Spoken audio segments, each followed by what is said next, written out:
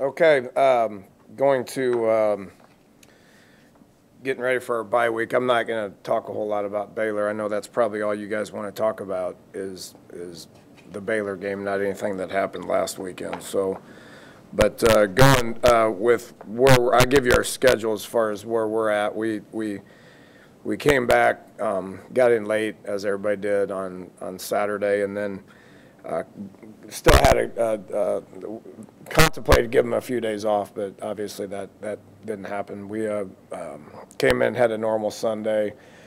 We'll go out and practice today and tomorrow and Thursday, and then give them a couple of days off while we go recruit Thursday and Friday. Got to get back here Saturday because Sunday is an important practice day for moving forward. So got a couple of days here this week to be able to address some of the things that went wrong, which there's plenty, and then kind of get ahead on Baylor just a little bit. Got lots of information on those guys. They're doing a good job, so got to work it out for us. But our game week prep will start on Sunday, which will allow us to have a full week of practice heading into that Thursday night game. So I think it sets up good for where we're at. We're 6 games into it. Season's really pretty much half over, a little over half over. We got one game here in the next almost 20 days, so we'll be able to heal up and work on some things and recalibrate a little bit and hopefully clear our heads from what happened, and then get ready for finish the year strong. So that's where we're at. Take some questions. Danny, you said in the past that you've moved spots on me, Coach Hunter. I was like, what happened? You got to play multiple positions today. So okay. You have said in the past that once you watch the film, things aren't as good or as bad as maybe you originally thought. Now that you've digested it, obviously you weren't happy immediately after. Did you see anything good? You know what's weird is, I felt like we were ready to play, and our energy was good. The locker room before the game was great. Our prep was normal. Guys' attitude at the hotel was on point. They were engaged. The pregame, although it appeared to me like it was a circus. I mean, there was a buzz, which they played that up big, as we all know, and we knew they were going to. It had circus qualities to it, as much as that was going on around there. But our guys had a good warm-up, and then the locker room was good. And they hit the field, and they were ready to play. And our sidelines, really, honestly, the entire game, our sidelines were good. And you look at the way we played, we didn't have loafs. We didn't have, we didn't have lack of effort, which is weird because it felt like, we got whooped. There's no way around it. We got our butt beat, but there wasn't any effort issues.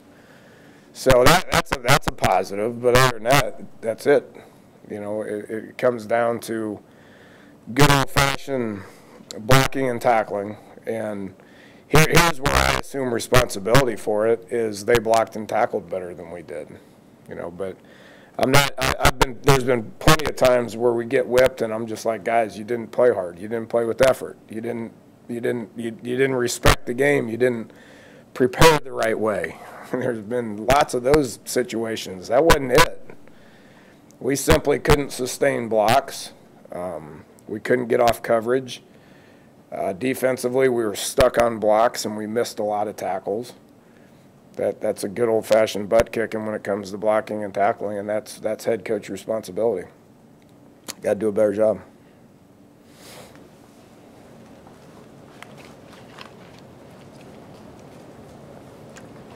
Okay. No, I'm just joking.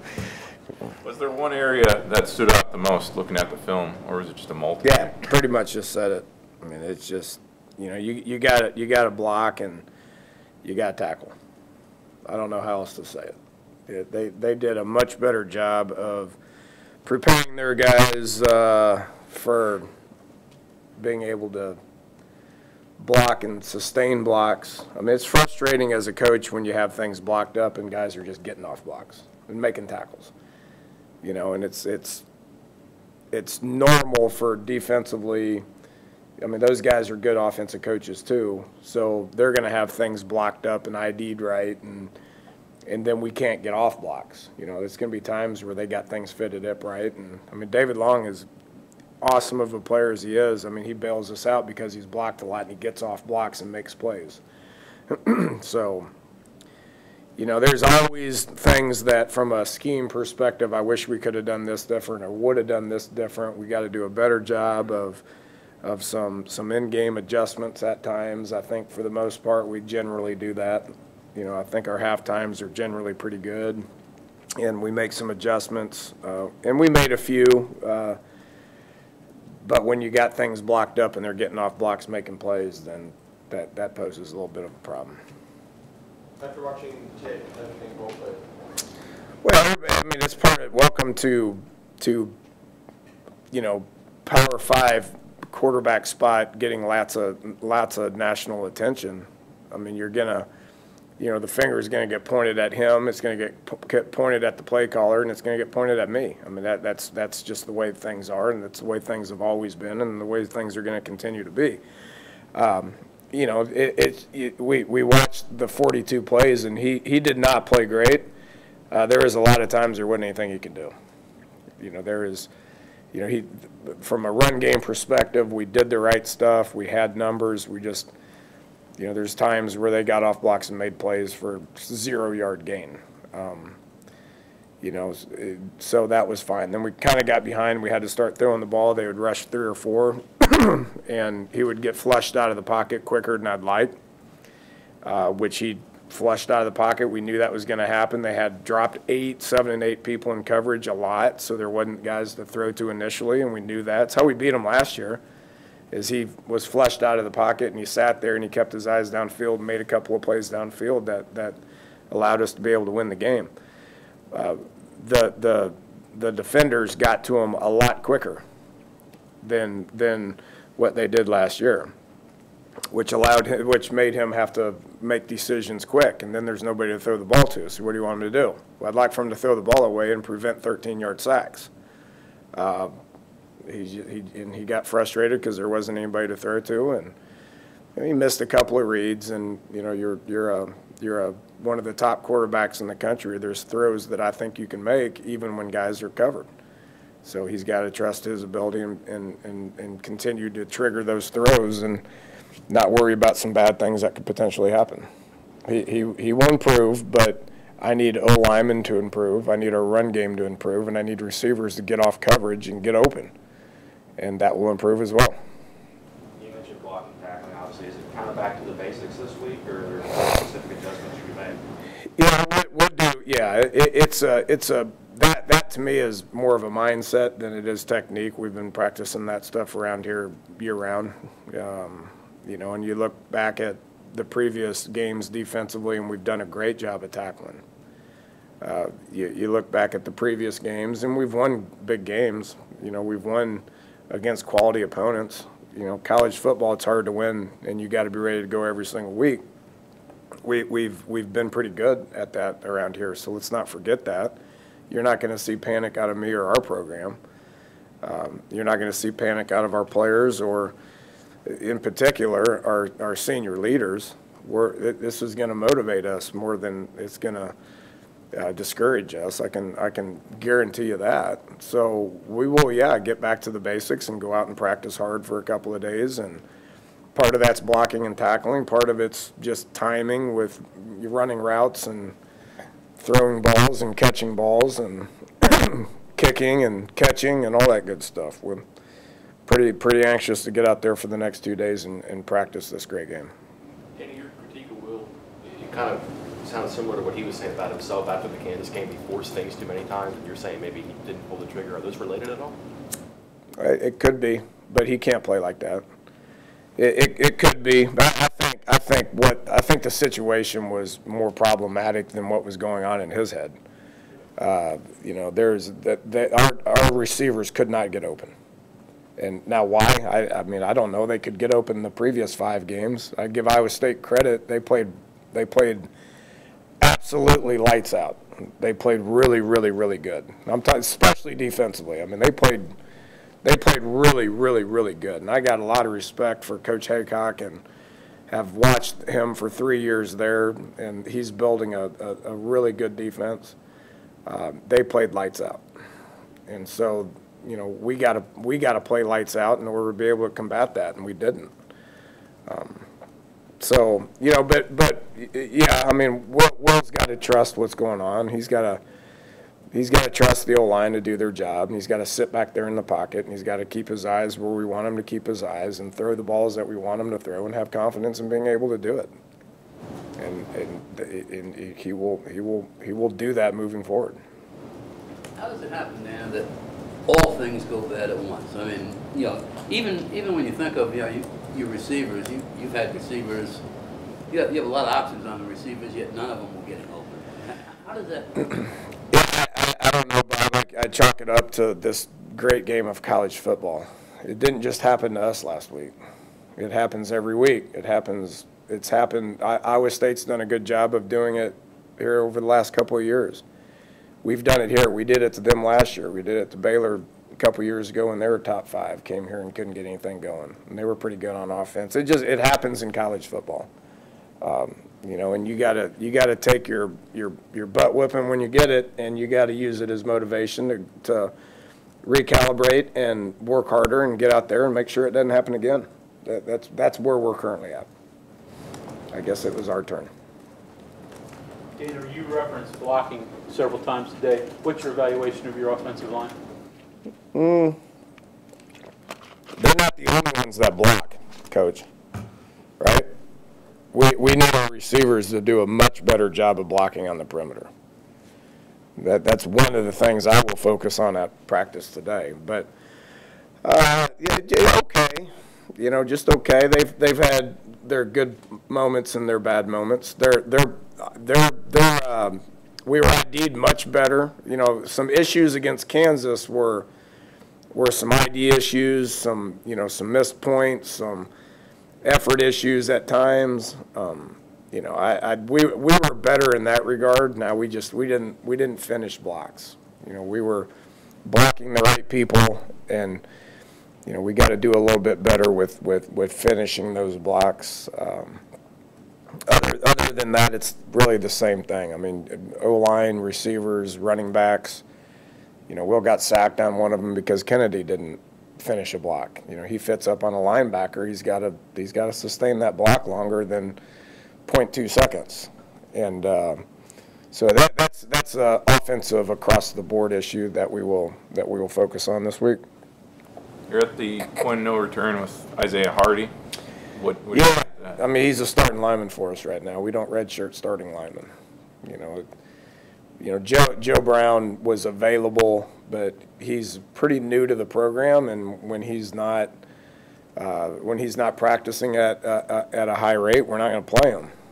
So he needs to practice at a higher rate. He's going to be healthier this week and have more opportunities to practice, so that could change how we insert people into the game. But right now, Isaiah is one of our best 5, and he'll keep playing moving forward. It would have been nice to be able to do that, but we're a little bit more worried about this year and putting our best lineup out there against Baylor than anything that happens after this year. Another issue. You talked about onside kicking 5 minutes ago. How did that safety? I know you're deep in your own. I mean, it was discussed. It was discussed, but I tell you what really deters you from doing it is when you get a penalty or a safety and you're kicking off from the 20. That's a hard area to onside kick at. You know, because now the opponent's getting the ball on the 30-yard line, and I mean that's awful hard for your defense. Dan, on another issue, and I don't necessarily expect you to answer this or have anything to say, but the Justin Crawford incident, any comment or thoughts on that? I don't know how you want me to comment on that, Bob. I mean, that's a pretty inappropriate question in my book. Dana, you mentioned that after a game like that, the fingers get pointed at you and the quarterback and the play calling. What was your assessment of the play calling Saturday? I think it was fine. We got to do. It wasn't fine. We got to do a better job. And there's always games where every game you play in, every game you coach in, every game you call, you can look back on it and say, I wished I would have done this. I wished I would have done that. That exists everywhere in college football. You know, the play calling was exactly what I was a part of throughout the course of the week of developing the game plan. You know, it didn't have anything to do with what plays were called. It was the same plays that were called when we were having 600 and some yards against some decent defenses. You know, I think Texas Tech's got a pretty good defense. I think Kansas State's got a pretty good defense. It's all the same play calls. I mean, those plays worked. You know, it has way more to do with, you know, with in this case, you know, how we block people and how we finish blocks and how we come out of our cuts at receiver and how we attack the ball. I mean, there's a lot of other things that you can point your finger at. I ain't buying in the scheme. We're doing exactly what I want to do on offense. With only 42 plays, there might not have been a package or might not have gotten to that part of the playbook where he could have played, but was the fact that Sink was even dressed out just for window dressing, or was he maybe able Well, to those guys are both dealing with things, and you know they weren't as ready to go as 6 and 32 were. I thought Kennedy and Petaway both ran the ball okay. I mean, when you're running into defenders, I mean, you know, you'd like to make a bunch of guys miss like David Montgomery did. That guy's really good. I mean, that is a special running back. But you know, we'll use those guys when we need to use those guys. There's been times then where Kennedy goes in the third and the fourth quarter fresh and he's ready to go. We couldn't get anything going. So those guys were available, and they're going to be a big part of what we're doing moving forward. They just weren't as healthy as what those other two guys were. We made the decision to go with those two guys, and I don't regret that at all. We'll see how they practice, and based on how they practice here in the next 10 days, we'll see who gets the nod, and then we'll do it like we normally do it. Shea Campbell comes off the bench, leads you in tackles. Was that the brightest spot from this game for you? It was one of them. I was happy with Shea. He went in. He switched positions. He's been playing Sam, and he moves to Mike because Tonk tried to go and he couldn't go. And I thought he did an adequate job. You know, I was happy with him with how he practiced throughout the course of the week, and then he went in there and he made some good stops. How would you describe the mood in the locker room among the players right now, and did you feel like they could use a week off, not just from, you know, a game, but from dealing with us after? Yeah, it's their kids. They you know, and I felt like, you know, our heads were a little cloudy, is how I described it to them. I thought their heads were a little cloudy. They were quiet after the game. It was quiet. You know, there was disappointment. There was sincere disappointment. You know, and so I wanted to give them some time off, not just from you guys, but they got a little bit off last couple of days, and they get a few more days off here moving forward. I would say the mood right now is determination. You know, a lot of them didn't even want a day off. You know, they're like, let's go practice. I'm like, well, there's rules against that. You know, we can't just practice them, you know, to no end. But I'd say it's determination. They're ready to get out there and get going. Dana, Derek had a scare in the fourth quarter with the awkward slip. I don't know. Okay, anything yet? Yeah, it's not long term, which is good news. You know, he's going to have to rehab it, and you know, there's 4 or 5 guys that were going down, you know, pulling themselves out of the game. That happens when you're getting your butt kicked, you know. So nothing happened in the game that was long term. Okay, now he's going to have to work at it a little bit. You know, he did this last year too. He tweaked his knee last year, game 6 or something like that, and you know, missed missed about a month. Hopefully he's more mature and he will be more aggressive with his rehab. And guys with bumps and bruises go to that training room every day. And the more aggressive you are, the healthier you get, and the quicker you get healthier. So I know he'll work on it. It's good time for a bye week for that to be able to happen. When he comes back, I don't know. He's playing good. So hopefully he gets back real quick. Okay, thanks, Coach. Anything else? I have one. Yeah. A bunch of questions yesterday. I think you fielded one of them was kind of how, I don't know, the new kind of guarding the spreads and run defenses with the dime or whatever, and all cyclical stuff. But when there's a new thing in college football, and you've done some of this stuff with the diamond, for example, do coaches really sit around and go, I think I have a way to beat something? Let me come up with something that no one's done before. And then how do you know you have something when it hasn't? When it works. Yeah, well, when do you put that on the field? Like what Iowa State's doing is a spinoff of what Gibby's been doing for a long time. It's a spinoff on that. And Kansas has already took it, and I've noticed that Texas is kind of took it. So it's trending into a 3 down, especially in the Big 12. It's trending towards a 3 down, different looks, not just odd front or stacked front, but different looks with different second level and third level and fourth level defenders now. So I've never seen 4 layers of defense, and I'm starting to see 4 layers of defense. Based on what they did to us, he probably ought to write a book.